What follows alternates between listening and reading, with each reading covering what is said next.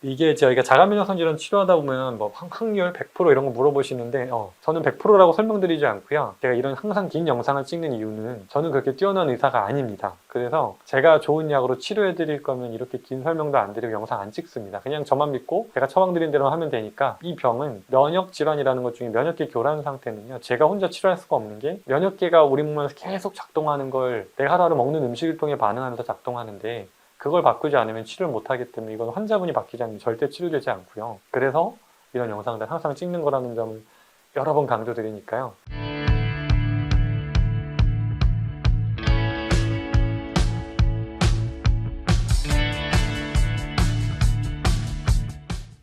안녕하세요. 이배만의원 허준영 원장입니다. 오늘은 젊은 남성 환자분들이 많이 오시는데 주로 이렇게 크론병 궤양성 대장염을 가지고 오신 환자분들이 너무 많으셔서 오늘은 좀 그에 대한 댓글 읽기를 한번 좀 해보려고 합니다. 먼저 조순래님, 도대체 뭘 먹으라고요? 뭐 먹을지 잘 알려드렸는데 거기서 맞는 것들 드시면 됩니다. 좋은 음식까지 다 알려드렸는데 항상 말씀드리죠. 내가 그동안 살아오신 방식을 정반대로 바꿀 각오 하지 않으시면 치료 어렵습니다. 그 정도 각오를 하셔야 된다는 걸 여러 번 강조드리니까 바꾸셔야 됩니다. 먹을 거 많습니다. 세상의 반은 내 거라고 생각하시고 내 거 아니고 욕심내지 마시고 내 거에 집중하시면 좋을 것 같습니다. 천식이 있고 태어날 때부터 4년 전 강제성 척추염, 궤양성 대장염, 포도막염으로 부산백병원 산정특례 치료 평생 받아야 된다고 하더라고요. 네. 아이고, 이게 다 같이 많이 연결되는, 다 전형적으로 10대 남성들에게 많이 오는 질병들이고, 고통이 심하고 건강문제, 암, 초음파 등등 하고 결과 기다리는 중입니다. 어느 정도 나이대인지는 알 수 없는데 아마 어린 시절부터 진단받고 계속 하고 계신 것 같네요, 치료를. 근데 이게 세 가지가 다 많이 연결되는 질환이거든요. 강지성 척추염과 포도막염의 사실 하나의 그룹으로 보시면 되고, 궤양성 대장염이 좀 별개인데, 이걸 제가 예상해봤을 때는 그 HLA라는 유전자 검사상 음성인데 이 강지성 척추염 진단받은 분들이 이 세 가지를 같이 가지고 계신 분들이 많으세요. 포도막염은 궤양성 대장염과도 세트가 많이 되고요, 강지성 척추염과도 세트가 많이 되는데, 이런 경우에는 보통은 궤양성 대장염은 세트가 돼서 나타난 포도막염이지 않으실까 싶거든요. 근데 암 초음파까지 뭐 계속 약을 쓰는 것들이 면역 억제제를 계속 아마 쓰고 계실 것 같아요. 그러다 보면 그로 인한 암 유발도 실제로 발병률이 좀 올라가는 편이라 아마 검진을 하고 계신 것 같은데, 결과가 좋으셨으면 좋겠습니다. 뭐 아니라면 또 잘 치료를 받으셔야 될 텐데 어떤 답변을 드려야 될지 모르겠네요. 네. 완전 공감합니다. 최고의 의원님. 감사합니다. 이런 칭찬이 요즘 별로 없었는데 굉장히 감사합니다. 더 열심히 찍어보도록 하겠습니다. 이마치스 염증에 대해 잘 이해할 수 있는 계기가 되었습니다. 감사합니다. 염증 수치 관련 영상, 이건 궤양성 대장염은 아닌 것 같은데 뭐 궤양성 대장염도 해당되긴 하지만 도움이 되셨으면 좋겠습니다. EBM 추천드립니다. 덕분에 건선 거의 좋아졌어요. 러닝로어라고 하시니까 누군지 아실 것 같네요.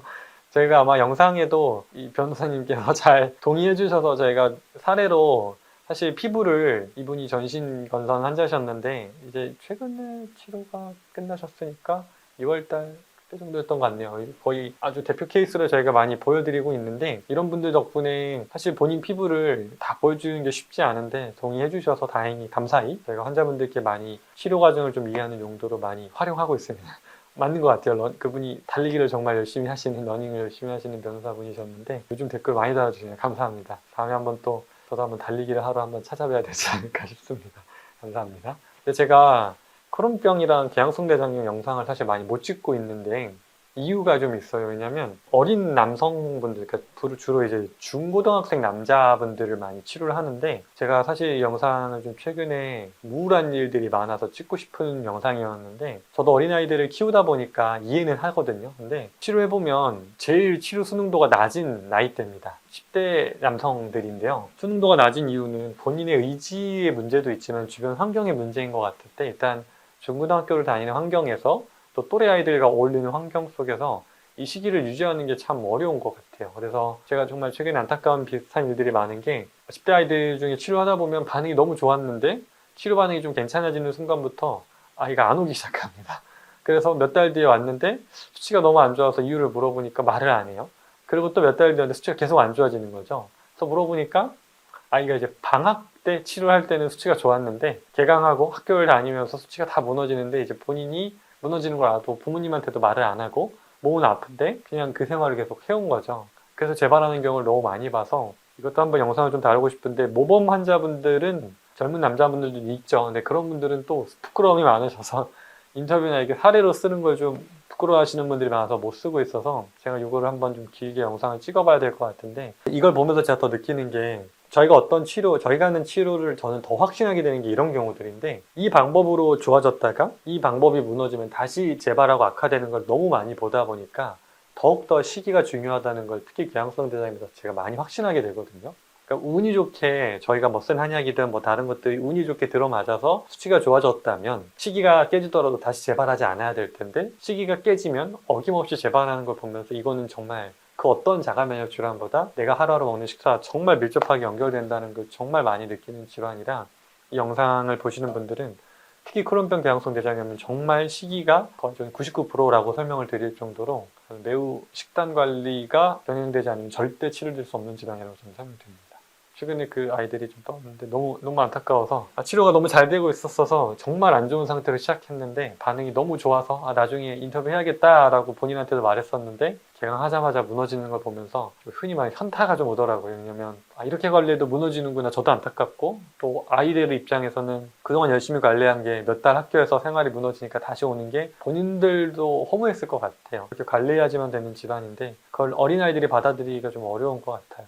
이어서 비슷한 질환군이라서 사실 궤양성 대장염 배체특도 같이 볼게요. MS 타입 설명, 다른 영상에 제가 설명드린 게 있으니까 참고하시면 좋을 것 같고, 무슨 과일까요? 이게 무슨 말이죠? 저는 한의사고요. 류마티스 질환들을 보고 있는 한의사고, 일반적으로 배체트병은 류마티스 내과에서 진단을 받고 치료하셔야 되는 질환이고, 근데 배체트의 전형적인 증상들이 구내염이나 안구 쪽이나 이런 반응보다 오히려 장염부터 시작하는 배체트 환자분들이 요즘 많이 늘어났거든요. 근데 장도 같은 원인이라서 저는 한의사입니다. 네. 피부 흉터는 사라질 수 있을까요? 배체트의 피부 흉터는 흔하지 않은데 배체트로 생긴 피부 흉터가 아니실 것 같은데요. 피부 흉터는 사라지기 어렵습니다. 흉터는 이미 흔적이 생겨버린 건 잘 없어지지 않는 편이죠. 배체트랑은 상관이 별로 없어 보입니다. 배체트병 강의 주셔서 감사드립니다. 어느 병원인가요? 가보고 싶어요. 네. 댓글에 있으니까요. 저희 채널 돌아보시면 어디인지 알 수 있으니까 참고하시면 좋겠습니다. 스팸이랑 중국산 소금 들어간 젖이 제일 안 좋아요. 스팸 안 좋죠. 그리고 중국산 소금 들어간 젖, 글쎄요, 이거는 크게 문제가 될지 잘 모르겠습니다. 스팸은 매우 안 좋은 음식이니까 끊으셔야 될 것 같습니다. 다음으로는 이제 건선 아토피네요. 8세에 생겨서 45세에 완치된 75세 여의도. 아이고, 오랫동안 치료하셨네요.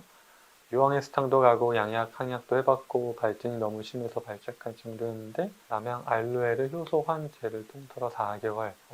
알로에는 속을 차게 하는 거라 장이 좋아야 되는데, 실제로 제가 아토피 환자분들께 S타입 분들께 제일 많이 권장드리는 외용제가 알로에 젤이거든요. S타입 분들께는 실제로 효과가 많이 있고요. 적어주신 것처럼 M타입 분들께는 오히려 반응이 좀 안 좋은 경우들도 있고, 먹는 것도 마찬가지로 설사를 유발하는 경우도 실제로 많아서 본인의 타입을 잘 알고 활용하시면 도움이 많이 되실 것 같습니다.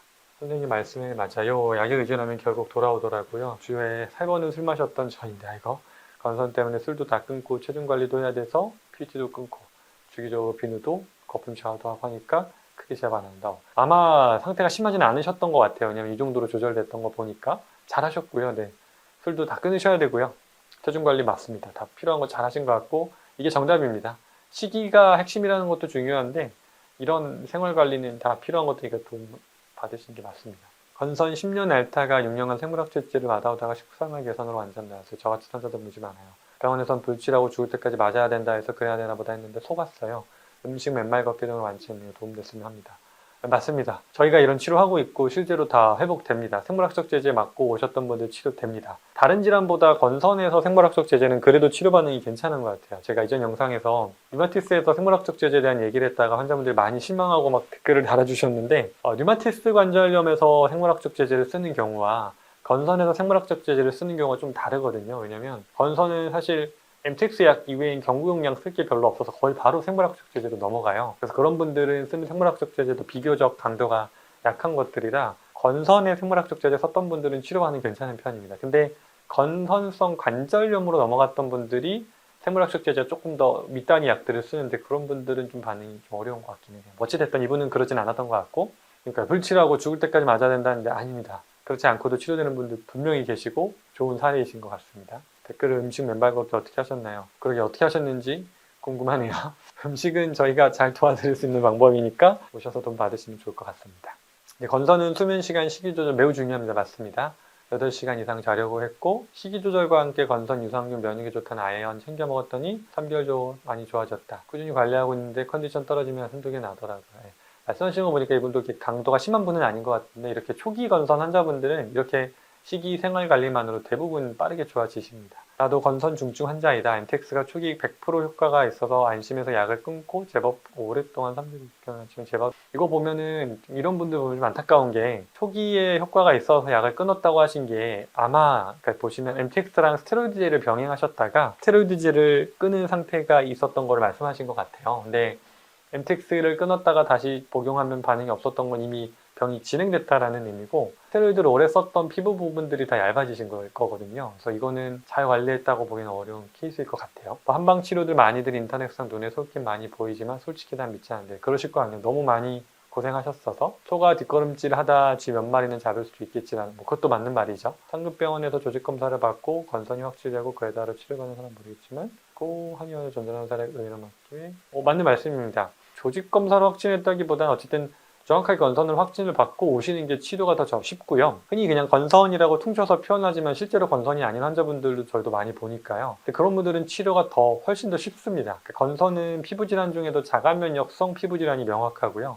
이런 분들은 치료 기간이 오래 걸리고 어려운데 본인 건선이었는데 나았어요 하는 분들은 이 정도 시기만으로 조절된 분들은 사실 건선이 아니었을 가능성이 좀 높고요. 건선성으로 보이는 피부염인 경우들이 흔하고 전형적인 건선은 아니었을 경우들이 더 많다고 저도 생각합니다. 확진받고 오신 분들을 저는 더 좋아하고요. 왜냐면 제가 뭐 진단하는 건 아니기 때문에 어쨌든 건선은 면역 문제라는 거 그걸 이 얘기를 제가 내내 드리고 있는 거니까 믿지 않는다. 믿기 어려우실 것 같습니다. 그리고 이게 저희가 자가면역성 질환 치료하다 보면 뭐 확률 100% 이런 거 물어보시는데 저는 100%라고 설명드리지 않고요. 제가 이런 항상 긴 영상을 찍는 이유는 저는 그렇게 뛰어난 의사가 아닙니다. 그래서 제가 좋은 약으로 치료해 드릴 거면 이렇게 긴 설명도 안 드리고 영상 안 찍습니다. 그냥 저만 믿고 제가 처방드린 대로 하면 되니까 이 병은 면역 질환이라는 것 중에 면역계 교란 상태는요. 제가 혼자 치료할 수가 없는 게 면역계가 우리 몸에서 계속 작동하는 걸 내가 하루하루 먹는 음식을 통해 반응하면서 작동하는데 그걸 바꾸지 않으면 치료를 못하기 때문에 이건 환자분이 바뀌지 않으면 절대 치료되지 않고요. 그래서 이런 영상들 항상 찍는 거라는 점을 여러 번 강조드리니까요. 소가 뒷걸음질 하다 몇 마리 잡는다. 그 쥐 몇 마리가 몇십 마리가 되면 효과가 있다라고 저는 설명드리는 거니까 이런 경우는 믿고 치료해 보시면 좋을 것 같습니다. 자가면역질환이 나아가는 과정을 알 수 있어서 큰 도움이 되었습니다. 재발성 다발골 연골염으로 고생한 환우를 모아 제 최근 채팅방을 운영하고 있습니다. 다발 연골염의 임상 사례를 강의해 주시면 대단히 고맙겠습니다. 제가 다발 연골염이라는 진단명으로 치료를 해본 케이스들은 많지가 않아서 어떻게 답변을 드리면 좋을지 모르겠는데 제가 조금 더 이거는 공부를 해보고 필요한 내용들이 도움이 되실 만한 게 있으면 한번 영상으로 찍어보도록 하겠습니다. 근데 예상해보기로는 다발성 연골염? 아마 다발성 류마티스 근통의 연장선일 가능성이 높아 보이거든요. 연골염이기 때문에 한번 제가 좀 찾아서 이거는 저도 내용을 정리해서 한번 알려드리면 좋을 것 같습니다. 가공식품 끊고 자연식품 위주로 2, 3개월만 잘 먹고 잘 자면 건선 사라짐. 맞습니다. 중증 건선은 이 정도로 반응 안 하겠죠. 근데 어쨌든 초기 건선은 이 정도로 반응합니다. 근데 그거 쉽게 못하는데 맞습니다. 그거 쉽게 못합니다. 하시라고 해도 대부분 이걸 못하고 악화돼서 오시죠. 더 많이 아프고 고통받으면 하게 맞는 말씀입니다. 저도 비슷하게 생각합니다. 진짜 유튜브 건선 아토피 선생님 탑이십니다. 아이고 아주 최고의 칭찬을 해주셨네요. 도움이 되셨다니 감사합니다. 면역 억제하면 암 발병할 가능성이 있으면 발병합니다. 네, 면역 억제제를 과도하게 쓰면 암 발병 위험이 올라가는 건 맞는데 맞습니다. 네, 그럴 가능성이 있습니다. 가려운데 개구리밥 추출물 발라보세요. 개구리밥은 맵고 차가운 성질을 가지고 있어 염증을 제거하는 데 좋고 발산력이 있어 가려움증을 해소하는 데 도움이 되면 아토피를 활용 치료한 사람인데 있겠죠. 이것도 타입에 맞춰서 사용하시면 도움이 되는 건 맞고요. 경구용 약, 먹는 약 아니고 바르는 약들은 타입에 안 맞더라도 어떤 유효 성분 때문에 효과를 내는 경우들이 있어서 먹는 것들 말고 이런 추출물 바르시는 것들은 한번 이것저것 시도해 보시는 거는 본인에게 맞는 걸 찾는 과정에서 시도해 보시는 건 좋은 방법인 것 같습니다. 면역 억제제 같은 것들이 아니라 이런 추출물 활용해 보시는 거는 저는 많이 권장드립니다. 원장님 건선 설명을 수백 번 들었는데 최고로 설명 잘해주셔서 희망이 되셨다니 다행입니다. 10번이라도 돌려보고 힘을 얻어서 전북에서 서울까지 김현자님? 제가 뵌 적이 없는 것 같은데 전북에서 오신 김현자님 벌써 7개월 되셨는데 아직 10번을 안 보신 것 같네요. 10번 돌려보시고 오실 수 있으면, 될 수 있으면 좋겠습니다. 지방은 치료가 어렵겠네요. 쉽지 않죠. 근데 지방에서도 치료하러 다 오시고요. 저희가 뭐 전국에서 다 오시지만 요즘 특히 유독 제주도에 환자분들이 많이 오셨거든요. 매달 비행기 타고 오십니다. 일본에서 매달 오시는 분들도 계시고요. 본인의 의지이니까 힘들지만 지방은 근데 확실히 치료 수능도가 떨어지는 경우들이 많아서 어려운 건 맞습니다만 치료 가능하니까 오셨으면 좋겠습니다. 여쭤봅니다. 연고 치료제가 아니면 바르는 것인가요? 아니면 먹는 것인가요? 먹는 약이라면 구입을 해요. 저희가 하는 치료 방식은 음식을 통해서 치료하고 한약도 처방을 하고요. 연고는 처방 드리는 건 없습니다. 필요한 연고들은 타입에 맞는 원료 기준으로 이런 거 쓰시면 좋겠습니다는 권장을 드리는데 저희가 만들어서 판매하는 건 없습니다. 먹는 약은 구입을 하려면 오셔서 검사를 받으시고 그에 맞는 처방을 해드리고 있으니까 검사를 먼저 받으셔야 됩니다. 남편 등 쪽에 건선이 생겨서 찾아보니까 여기까지 왔네요. 무섭네요. 네, 무서운 질환이다. 건선은 피부질환 중에 자가면역성 질환에 해당하는 질환이니 제대로 치료하셔야 되는 피부질환이 맞습니다. 원형 탈모도 면역계 교환, 자가면역 질환인 경우들이 많습니다.